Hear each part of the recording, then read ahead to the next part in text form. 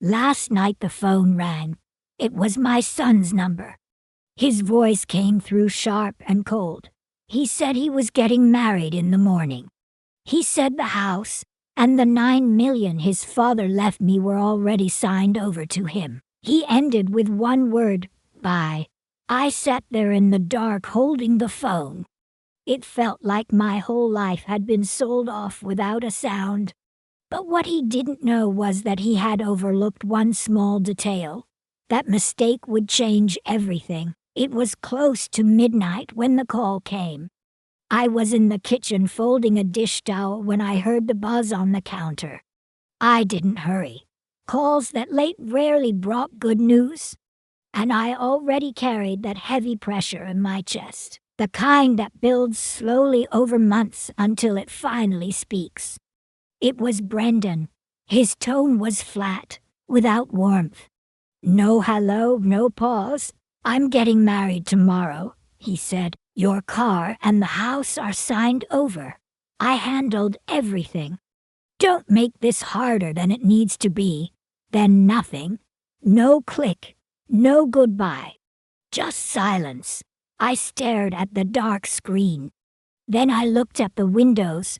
Rain streaked the glass. That soft Pennsylvania drizzle that never stops, just hangs and soaks you without warning. I found myself sitting at the kitchen table without even noticing. My knees wobbled, and the old chair creaked beneath me, the same way Harold's did when he leaned back after dinner to rub his temples. I didn't cry, not then. Instead, something inside me turned still, like fog settling over the mind, pressing down too heavy to lift. The house was quiet except for the hum of the refrigerator. That hum had filled this kitchen for over 30 years. Harold had installed it himself, refusing to pay for delivery. I remembered watching him back the pickup truck into the driveway, proud and laughing. This house was ours. Every wooden beam, every coat of paint, every garden bed Harold's hands were in them. So were mine, and once, even Brendan's, back when he was small enough to call me Mama and help press stepping stones into the front path.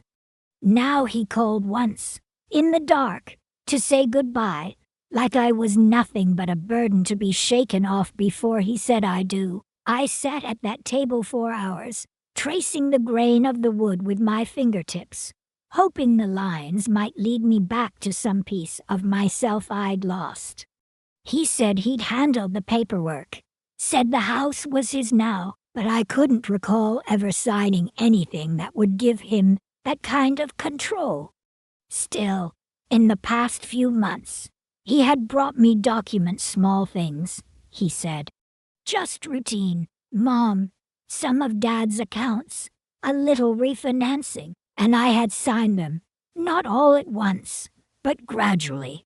Because when your son hands you a folder with a tired smile and a half-hug, when he looks a little like the boy who used to build blanket forts in the living room, you want to believe he's still that child.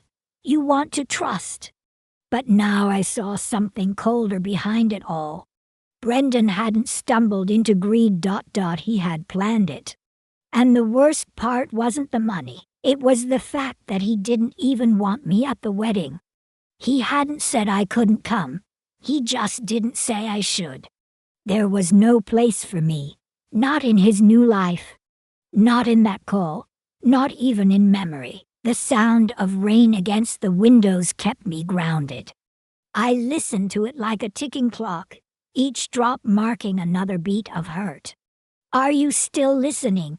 Have you ever had someone you raised turn your trust into a weapon? I didn't sleep that night.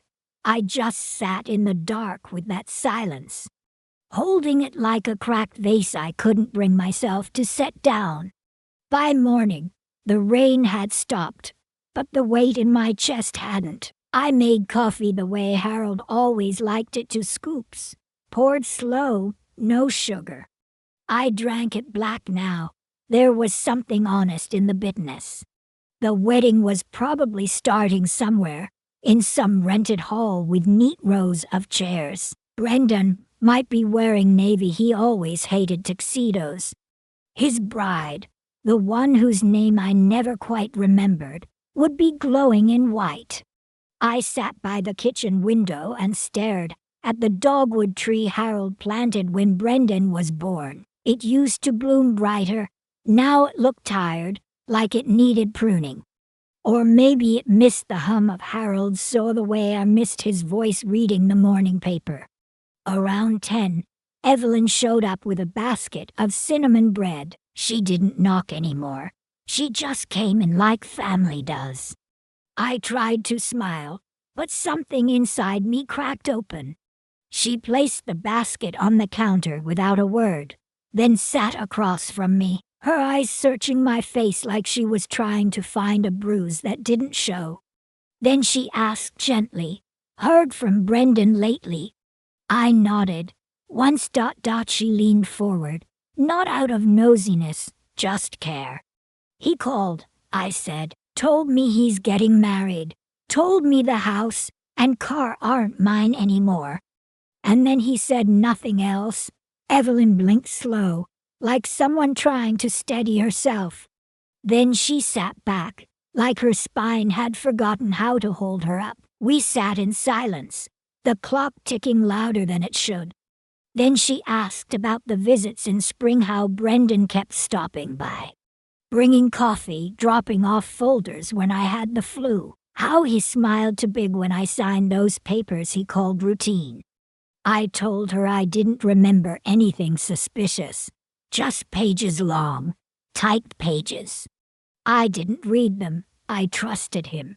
She didn't say I was foolish. She just reached out and laid a warm hand over mine. "Brendan's been off lately," she said, "coming around a lot, glancing at the windows like he was checking something. I'd thought it was sweet ... Now I wasn't so sure." Her words landed like cold water on my skin. I stood up and walked straight to the side cabinet in the hallway. That's where Harold and I kept all our important documents. A red folder, thick with everything, our deed, our marriage license, even Harold's will. I opened it. It was empty. Just one note inside, folded once. Brendan's handwriting. "Mom, don't worry about the paperwork. I've taken care of it all. Rest easy." I held that note like it might burn through my skin, and that's when I felt it panic ... Not the loud kind. The kind that tightens around your lungs and whispers, "You've been erased." I walked back into the kitchen and told Evelyn I needed to go to the bank. She offered to drive, and I didn't argue. At the branch, I gave them my name, my old account number, my ID. The teller typed, frowned, then excused herself. When she returned, she wasn't alone. A manager came with her, a man with kind eyes who spoke softly, like he was trying to cushion the blow.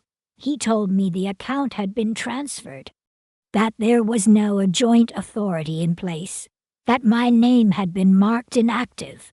I asked if Brendan had anything to do with it. He said he couldn't say, but the signature matched. I didn't cry at the bank, not even when we got back home, but Evelyn handed me a tissue anyway. Like she knew grief didn't always need sound. We sat in the living room, the same room where Harold used to read the paper in his chair. I looked at a framed photo on the bookshelf, Harold holding a hammer in one hand and baby Brendan in the other. "Never sign anything you haven't read," he used to say, but he never imagined I'd need protection from our own son. That night, I lay awake in bed, staring at the ceiling like it might offer answers. What had I missed? What had I handed over in the name of love? Brendan hadn't made a mistake. He'd had a plan, and I had helped him carry it out with my own signature. By dawn, I hadn't slept a minute. My body felt scraped hollow, like everything inside had been scooped out and replaced with a quiet, dull ache. I got out of bed and went straight to the hallway cabinet. The red folder was still empty. Then I remembered Harold's old fireproof box. He used to keep it under the guest bed, behind the sewing machine I never used. I dropped to my knees, pulled it out, checked for the key. It was still taped underneath. Inside, old tax returns, a few warranty slips, no deed. No power of attorney, no medical directives, everything important gone. I searched my desk drawers, the small safe in the closet, the boxes marked important, even the attic. Nothing. Decades of careful planning and filing. And all that remained was this growing feeling under my skin, like something alive and crawling. This wasn't just betrayal. It was erasure. I called the bank again. This time I asked for a record of recent authorizations. The woman on the line paused after I gave my name. Then she spoke slowly, as if choosing each word with care. You are not listed as the current account holder. As of 3 weeks ago, Brendan Lindell has full legal control. 3 weeks ago. That was the day he brought me soup and told me to rest. The day he handed me a folder labeled insurance updates. I signed a few pages. He smiled, said he'd handle the rest. He had been handling everything, just not for me. I hung up and sat down at the kitchen table. Stared at the wall like it might blink first. I felt like I was floating above myself, watching an old woman stuck in a room she no longer owned. The front door creaked open. Evelyn walked in, holding a small tin of tea. You didn't come out today, she said softly. I nodded. Words had started to feel too heavy. I told her what I'd found: the missing documents, the call to the bank, Brendan's name on everything. My name, nowhere. Her face froze. She asked when I last saw any paperwork with my name on it. I couldn't answer. She walked to the bookshelf and pulled down a photo album, flipped to a picture of Brendan as a teen, standing beside Harold in front of the garage. She looked at me. It's like that boy died, I said quietly. The one who brought me daisies from the yard, the one who cried when I cut his sandwich wrong. I shook my head. I don't know this man. Evelyn didn't argue. She just sat beside me and kept still. That night I couldn't sleep again. I wandered the house in the dark, my fingers brushing along the walls Harold built, the fireplace he carved by hand, the bookshelves he insisted on making himself, even though it took 4 weekends and a dozen splinters. This house was his work, our life, and now it belonged to Brendan ... and I had given it away. One careless signature at a time. Sometime after midnight, I opened the drawer in Harold's old desk. Tucked beneath a stack of outdated utility bills was an envelope. It wasn't red, it wasn't labeled, just plain white. But I knew Harold's habit: he didn't keep anything without a reason. I broke the seal carefully. Inside was a single piece of paper, handwritten neat, in his script. If anything ever feels wrong, call Dennis Farrow. He understands the structure. Trust him. I read it twice, then again. Dennis. It had been years since I'd heard that name. He used to work with Harold back in the day. Pensions, insurance, something in that world. I only remembered him vaguely. Quiet man, polite, sharp. I pulled out an old church directory from the hall drawer and flipped through the yellowing pages. There it was, Dennis Farrow. Still listed, still local, still had a number. I called before I could talk myself out of it. He answered on the second ring. His voice had aged but held steady. I gave him my name, a long pause. Then warmth. Marjorie, from Harold's crew, I remember. Is everything all right? Not over the phone, I said. He didn't hesitate. Meet me tomorrow, he said. Not at my office. I'll give you a safer address. Bring whatever you have. Originals, copies, scraps, anything. When I hung up, I stared at Harold's note in my lap, and for the first time in days, I felt something shift. Not peace, not relief, but clarity. Brendan hadn't just taken my assets. He had tried to erase me, but Harold had left breadcrumbs, and I intended to follow them. By sunrise, I had stopped pretending. The night before, I had clung to the possibility that maybe Brendan had misunderstood a form. Maybe he was trying to protect me and just didn't know how to say it. But when I walked into the kitchen and saw that note still sitting on the counter, his handwriting curling across the page like a signature on my absence, something inside me snapped clean. I sat down with a cup of tea I didn't drink. My hands trembled not from age, but from understanding. This wasn't an accident. Brendan hadn't acted out of desperation. He had moved like a man following a blueprint, deliberate, cold. I opened the drawer by the sink and laid everything out. The old receipts, the folders he brought, the times he came by when I was groggy from my medication, or answering the phone, or half distracted by the dog barking at the window. He had picked his moments. I had let him. The thought made me nauseous. I wandered through the living room slowly, each step heavier. Every corner held Harold. The window frames he carved. The uneven table leg he never got around to fixing. This wasn't just a house. It was the story of our life. And Brendan had stripped it away, quietly, completely. A soft knock came at the door. Evelyn. She stood there holding a container of cranberry scones, her eyes scanning me like a nurse assessing a wound. You didn't sleep, she said, walking in before I could answer. I didn't deny it. I didn't need to.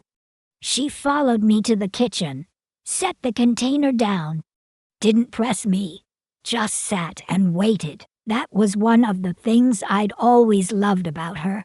After a while, I spoke. You remember when Brendan used to beg Harold to let him hammer nails into the porch, just to feel useful? Evelyn smiled faintly. He couldn't have been more than 7. Didn't even hold the hammer right. I nodded, then looked her straight in the eye. He's not that boy anymore. He hasn't been for a long time. Her expression softened. Still, she said nothing. He's taken it all, Evelyn. The house, the money, even the car. And I signed it over, piece by piece. I expected her to look at me with pity, maybe even disbelief. But she didn't. She stepped closer, placed her hand over mine again and said, "Then it's time to stop playing quiet." That's when I told her about Harold's note, about Dennis Farrow, about the plan. Evelyn leaned in. You call him. Today, I felt like a schoolgirl being told what to do by the headmistress. But the kind you're grateful for, I nodded. Then I got to work. I spent the next few hours digging through drawers, shoeboxes, and old file folders. Most of it smelled like dust and lost years. But then I found it. A slim, leather-bound notebook tucked under tax records from 2000 for ... Inside was a slightly bent business card. Dennis Farrow, CFP, still had a Pennsylvania area code. My fingers hovered over the landline. I picked up the receiver, heart pounding like it hadn't in years, and dialed. He answered on the 4th ring. Dennis speaking. It's Marjorie. Marjorie Lindell, Harold's wife. Another pause. Then his voice softened. Marjorie, my goodness, it's been too long. I was sorry to hear about Harold. He was one of the best men I ever knew. I swallowed the lump in my throat. Dennis, I need your help, privately. Something's gone wrong. His tone shifted. No hesitation. Should we meet at my office? No, I said. Somewhere quieter. We agreed on a small diner 2 towns over.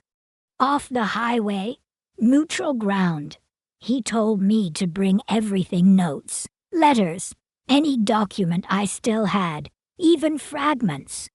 After we hung up, Evelyn looked at me with something that wasn't quite a smile. You don't look scared anymore, she said. I'm not, I replied, not because I had answers, but because I was finally done pretending I didn't need them. That night, I barely slept, but I wasn't lying awake in fear. I was writing dates, memories, every visit Brendan made, every document he handed me, what I was wearing, whether I'd taken my meds, any detail I could recall. My memory isn't what it used to be, but pain has a way of sharpening the edges. I tucked those notes into my purse, along with Harold's business card, stood by the window, watching the street lamps flicker. Somewhere out there, Brendan was sleeping in a house that used to be mine. But tomorrow, I would begin pulling the curtain back. Not for revenge, for the truth. The next morning, I wore the gray wool coat Harold gave me for our 35th anniversary. I left early, didn't ask Evelyn to drive. I needed to do this part alone. The diner sat just off Route 202, where the town gave way to open fields. It hadn't changed. Cracked parking lot, buzzing neon sign. I arrived early and chose the booth farthest from the window. Dennis walked in 15 minutes later. His blazer looked slapped in, and his gait had slowed with time. But his eyes were still sharp. He slid into the booth without fanfare. We didn't waste time. I reached into my bag and pulled out a manila envelope. Inside were my notes, some account statements, and a scan of the envelope Brendan had left on the kitchen counter. He sifted through them slowly, methodically, his finger tapped against his thumb as he read, just like Harold used to do when thinking. Finally, he looked up. This wasn't accidental, he said. These documents were executed under a general power of attorney. Do you remember signing one? I hesitated. I remembered Brendan bringing me forms. Said it would make it easier for him to run errands on my behalf. It was right after Harold's memorial. The house was full of casseroles and condolences. I was exhausted. I think I did, I said softly. But I thought it was temporary. Dennis nodded. That kind of authority can be used properly, or weaponized. In this case, I'd say it's the latter. If there's evidence of coercion or manipulation, we may be able to challenge it. He reached into his briefcase and pulled out a yellow legal pad. First step, we confirm whether the house is still legally yours. We'll check the deed and property records. Then we'll pull your account history for the last 6 months. The weight of it all settled on my shoulders. This wasn't just about loss. It was about process ... deadlines. Legal burdens I didn't know how to carry alone. Then I remembered Harold's notebook. I pulled it out from my purse and handed it over. The pages were yellowed, filled with his clean, upright handwriting. Dennis flipped through until he found his name underlined twice. Beneath it, Harold had written, "If anything seems off, call Dennis." Trust him. Dennis swallowed. I had no idea he wrote this. But I'm honored he did. I managed a weak smile. He knew you'd still be around. We sat in silence for a beat. Then the waitress brought coffee. I didn't touch mine. There's one more thing, Dennis said. I remember Harold mentioning a will, not the final one, but a working draft. He was cautious, wanted to make sure no changes could be made without oversight. Did you ever see that version? I shook my head. If Harold had such a draft, it wasn't filed with the lawyer we'd used after we moved here. If Brendan went against Harold's intentions, Dennis said, and we can prove it, this changes everything. A strange calm came over me. After all the fog and confusion, this felt like direction. I need you to be discreet, I told him. Brendan can't know we've spoken. You have my word, Dennis said. I've handled cases like this before, quietly, carefully. Before I left, he handed me a slip of paper. Ainsley Tran, he said. She's one of the best estate attorneys in the state. If we have to escalate, she's the one we call. As I drove home, I heard Harold's voice in my head. Not his words, just his tone, steady, sure. He had trusted Dennis, and now I did too. Back at the house, Evelyn was trimming her rose bushes. She looked up as I pulled in. Well, she asked, did you find what you needed? I stepped out of the car, Harold's notebook still clutched in my hand. Yes, I said, and maybe a little more. She followed me inside, and I told her everything. The power of attorney, the missing documents, Dennis. The possibility of a will draft Harold had kept quiet. Evelyn listened without interruption. Her face got tighter with every detail. When I finished, she didn't offer comfort. She offered clarity. You were groomed, she said flatly. Brendan didn't just take advantage. He wore you down, came by week after week, smiled, earned your trust so you'd stop asking questions. I nodded. I knew she was right. I knew it now. That night, after Evelyn left, I opened every drawer Harold had ever used. I went through boxes, tax returns, folders so all the corners crumbled in my hands. I was chasing shadows, looking for anything we might have missed. Around midnight, I found it. Take beneath the false bottom of his old toolbox, a flash drive, labeled in Harold's handwriting, Lindell Legacy. I held it for a long moment. Tomorrow, I would see what was on it. But that night, I let myself cry, not from sadness, from clarity. Because for the first time since Brendan's call, I wasn't confused. I wasn't weak. I had something to hold on to. I had a thread. And I intended to follow it all the way to the truth. The next morning, I left before 7. I didn't ask Evelyn to drive. This part I needed to face alone. I wore that same gray wool coat Harold had picked out for me all those years ago. I tucked Dennis's card into my purse, along with my notes from the night before. The wine bit at my cheeks, but I barely felt it. My thoughts were already in that diner booth, across from the man Harold once trusted with everything. Dennis was already seated when I arrived. He stood to greet me, offered a polite hug, and we got right to work. I placed the USB on the table between us. He didn't ask questions.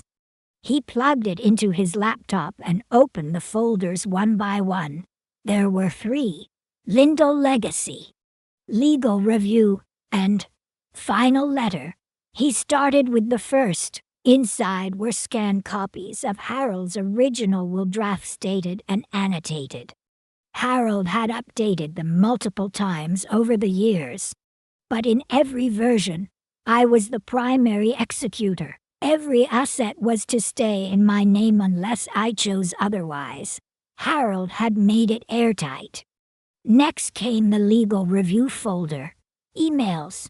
Long threads between Harold and a lawyer I didn't recognize, Kathleen Moira. They discussed Brendan in calm, cautious terms. Not anger, concern. One thread caught Dennis's eye. Dated 3 years ago, Harold had written, "If anything happens to me, and Marjorie is unsure, remind her of Clause 17. She has the right to contest or reverse any transfer that lacks legal counsel." There it was, a clause I hadn't known existed, and a lawyer's name we could find. Dennis opened the final folder. It was a video file. He looked at me before clicking play. "You sure?" I nodded once, and he pressed it. Harold appeared on screen, sitting in the chair I now used at the kitchen table. His face was lined and tired, but his eyes still calm. "Still, Harold, if you're watching this, then something's happened," he said. "I don't know what, or when, but Marjorie, if Brendan ever comes to you with documents, if anything feels off, trust your gut. He's not evil, but he's weak, and weakness in a man like him, it can turn dangerous." He leaned in slightly. "I've set up safeguards. The will, the clause, Dennis. Even Evelyn, though she might not know it yet.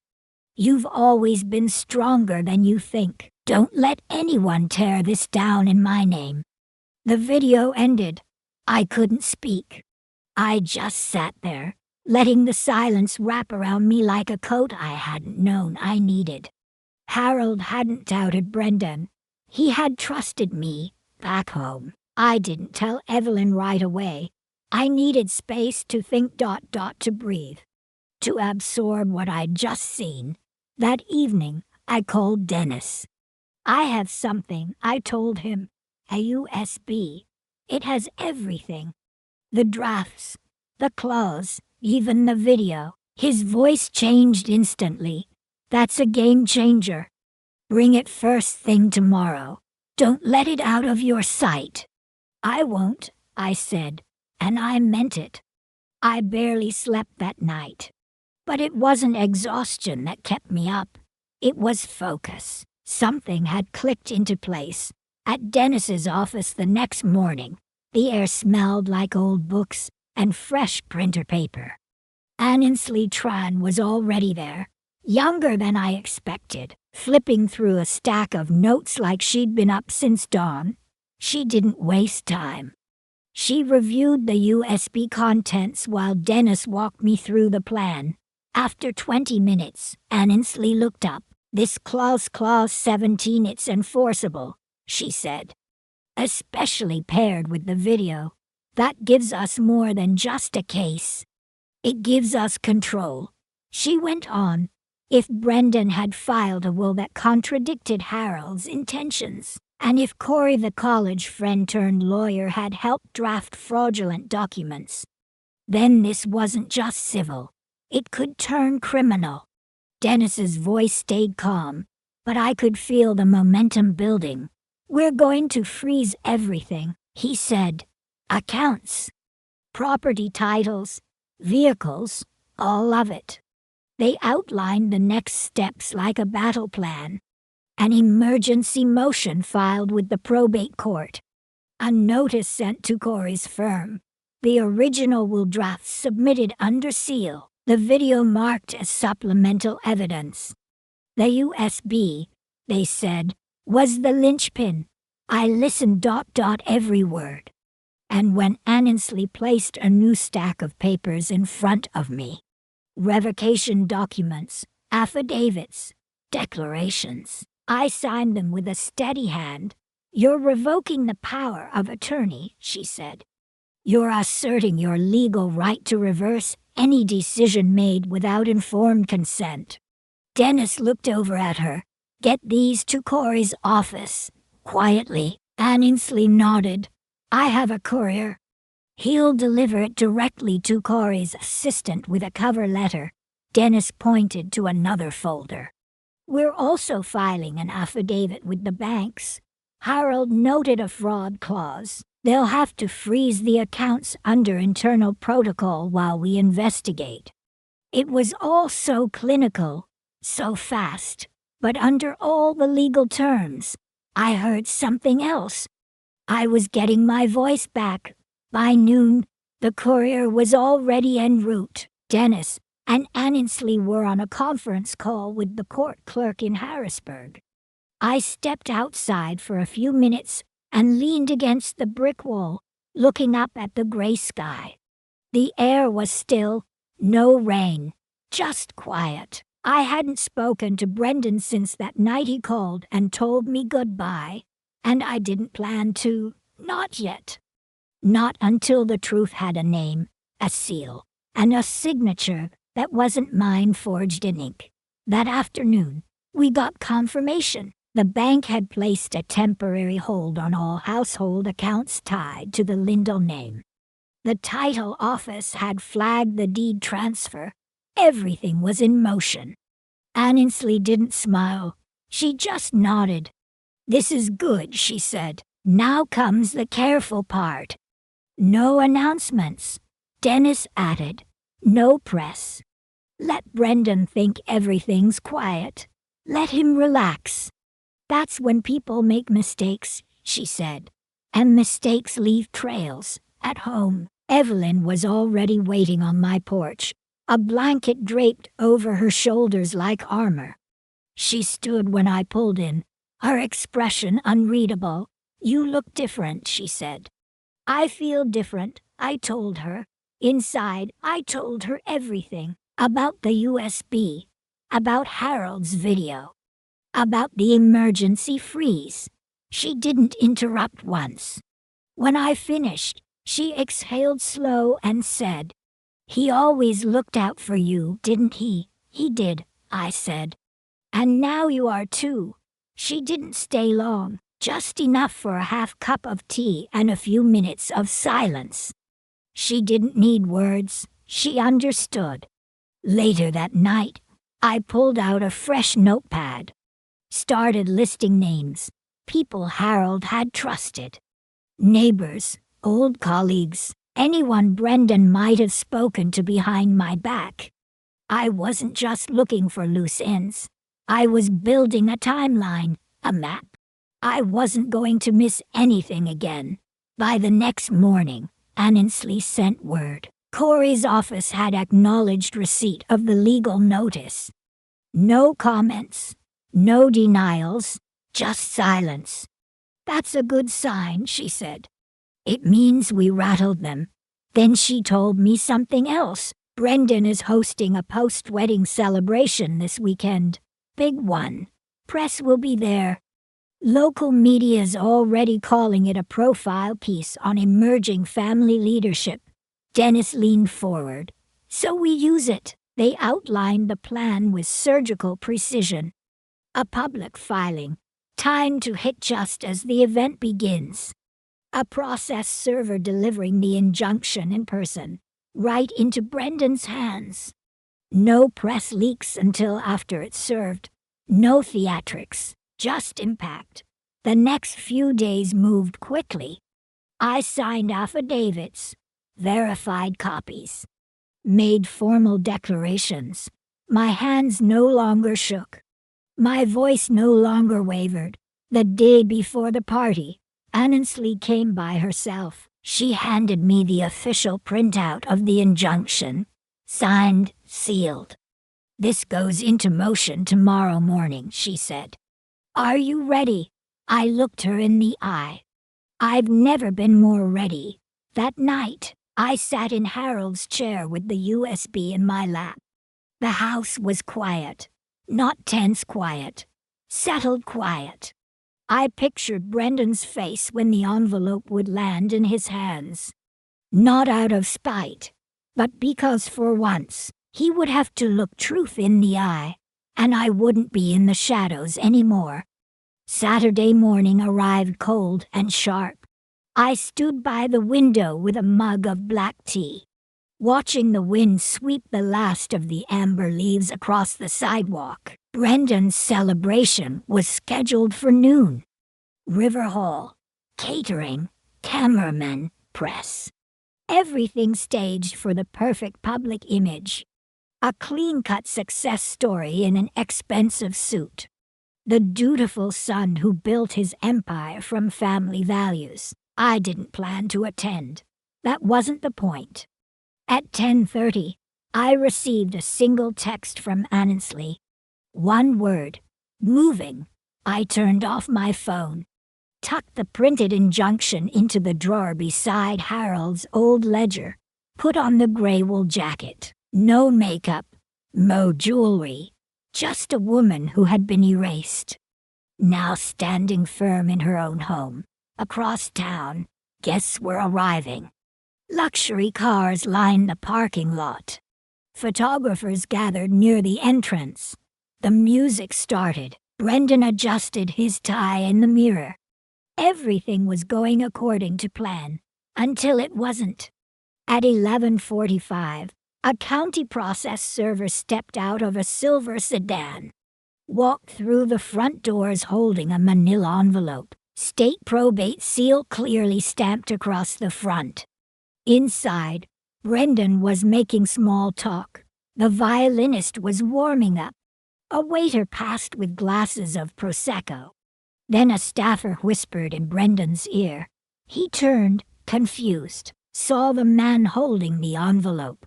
He smiled politely, took it, opened it. For a moment, nothing changed. Then his lips parted slightly. Then the color drained from his face. According to Annesley, he stood frozen for at least 30 seconds. Then he turned to Corey. Whispered something. Corey took the papers. Flipped through the first few pages. His face went white. His assistant made a phone call. Corey walked away fast. Brendan followed. No speech. No toast.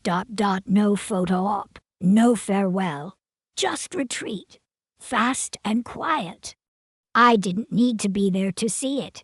Annesley and Dennis kept me updated. The injunction had been granted in full. All Brendan's attempted transfers. Frozen. The house, the accounts, the car, all locked down. Corey's firm had been ordered to produce the original documents for forensic review. The process was now officially in motion. That evening, Dennis came by. He brought a bottle of ginger ale and two crystal glasses that hadn't seen daylight in years. You might want to sit for this, he said as he poured. Corey's filings had issues. Pages misnumbered, signatures mismatched, ink pressure inconsistent, witness lines unsigned, and the notary listed. Disbarred 6 years ago, Dennis lifted his glass and gave me a quiet, satisfied nod. Sloppy work for someone trying to look sharp. I sat back in Harold's chair. The USB was now locked away in a fireproof envelope, resting in my cabinet. This wasn't over, but the tide had turned. Brendan couldn't undo what had been filed. Not without exposing even more cracks. The spotlight was shifting. Brendan wasn't the golden son anymore, and Corey, he was now under scrutiny. I thought of the little boy who used to build cities out of cereal boxes on my kitchen floor. The teenager who cried when Harold got sick. The man who once called from a business trip just to say goodnight. That version of him was gone, and though I didn't feel victorious, I felt steady. The ground beneath me no longer shifted with doubt. That night, I opened Harold's knitstand drawer. Inside was a scarf he used to fold and leave there for me, for those evenings when my hands got cold. I wrapped it around my neck, looked in the mirror, and I didn't see a broken woman. I saw someone who had been underestimated too many times. I walked back into the living room and lit the fireplace. The silence in the house wasn't heavy anymore. It was full. I imagined Brendan, sitting in his condo, staring at that court letter. I imagined Corey pacing his office, realizing this wasn't just about signatures. This was about reputation, about consequences. The next morning, the local paper ran a quiet headline. Probate dispute halts transfer of longtime family estate in Allegheny County. No names were mentioned, but everyone who mattered knew. By noon, I had 2 emails from Harold's old colleagues. One said, "Good for you." The other, "Harold would be proud." I didn't respond. I didn't need to. I brewed a cup of tea, filed Brendan's first set of forged documents into a folder marked active, and sat with it at the kitchen table. This wasn't the end, but it was the beginning of something else. For the first time in months, I wasn't walking behind anyone. I was walking forward on my own ground. The call came just after 7 a.m. I hadn't poured my coffee yet. The landline rang twice, then paused, then rang again, like it wasn't sure it wanted to keep trying. I didn't answer. I let it go to voicemail. I already knew who it was. I just didn't know which version of him I'd be hearing. Brendan's voice was quieter than I remembered. Thin, stripped of its usual certainty. He didn't say hello. He didn't apologize. He said he didn't understand why I was doing this, said I had misunderstood his intentions, said I had embarrassed him, and then, the part that made me lean against the counter. The receiver pressed to my ear like it might fall. He said he missed me. Just that. "I miss you." He never said he was sorry. Not once. When the message ended, I didn't call back. Instead, I walked to the window. The morning light was soft and unbothered. A single bird sat on the branch of the old maple tree, its feathers puffed against the chill, as if the world hadn't shifted beneath our feet. I stood there until the kettle hissed. That afternoon, Evelyn stopped by with a bag of groceries. She didn't ask how I was. She could feel it. Something had shifted. Not just in the court filings. Not just in Brendan's public image. But in me. She had watched me carry this quietly for months. Now I stood straighter, spoke more firmly, breathed deeper. We sat in the kitchen while the soup warmed. I told her about Brendan's voicemail, his tone, the way he circled the idea of remorse, but never touched it. She said what I already knew. Some people only flirt with regret. They never land there. I nodded. Stirred the pot. Steam rose like a curtain lifting between the woman I had been and the woman I had become. In the days that followed, I made calls. Closed doors Brendan had left open, corrected titles, updated insurance, cleared my name from accounts that should never have been touched. Each call made my hand shake less. Dennis helped me review the rest. There were still gaps to fill, but the major damage was contained. The house, the accounts, the assets. They were no longer drifting. They were home, with me. Late Thursday evening, I sat at Harold's old desk. I pulled out the manila folder marked Legacy and placed it beside his worn leather planner. His handwriting still made my chest tighten. Neat, measured, purposeful. Inside the folder was a single sheet I'd been avoiding. My old will, updated just once after Harold passed. Back then, everything had gone to Brendan. No questions, no conditions. I stared at my signature, then slid the page aside. I began drafting a new version. This time, Brendan's name didn't appear.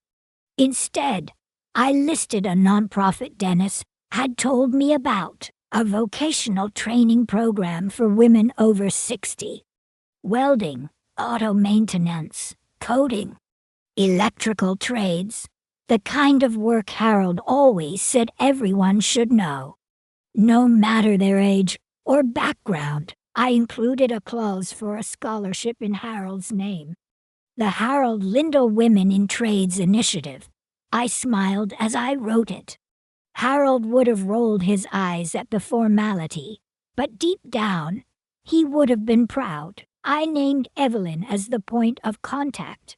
She had earned that place 100 times over. I gave Annesley access to every file, every backup, every statement Dennis had logged. Then I signed the new will, just like that. The paper Brendan had chased for years was gone. That night, I slept 7 hours straight. No interruptions, no nightmares, just rest. The next morning, Annesley called. The court had accepted the freeze on all assets. Brendan's appeal had been delayed. Corey had quietly stepped away from his representation. No new motions, no new moves. It wasn't over. But for the first time, it was quiet. And in that quiet, I found something I hadn't felt in months. Relief, not victory, not revenge. Just a lightness in the chest where fear used to live. I stepped out onto the porch with a fresh cup of tea. The air smelled like pine and dry earth. The kind of late autumn calm that says, "You made it through." I sat in Harold's chair, let the sun warm my knees. Watched the street hold still. The phone didn't ring, and I didn't expect it to. There are things you forgive, and there are things you simply set down, so they stop weighing on your shoulders every morning. This wasn't punishment. It was closure. And for the first time in a long time, I understood the difference. The office was quiet when I arrived, just the hum of a printer behind a closed door and the slow ticking of a wall clock. Annesley stood to greet me. Her usual calm now carried something else. A kind of reverence. She didn't smile. She simply offered me a seat and placed the folder between us. My name was written in blue ink across the tab. Clean, precise, final. She rested her hand over it. "Today we finalized the language," she said. I nodded. No ceremony, no long monologue, just choice, clear-eyed and steady. She walked me through every section, the structure of the trust, the tax protections, the scholarship outline. It would be called the Harold Lindell Women in Trade Scholarship. Each year, it would cover tuition, tools, and transportation for women over 60 entering vocational training.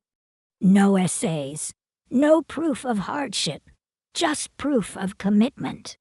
Annesley explained the safeguards, the trustees, the clause that made it impossible for anyone in my bloodline to contest the fund. When she passed me the pen, my hand didn't hesitate.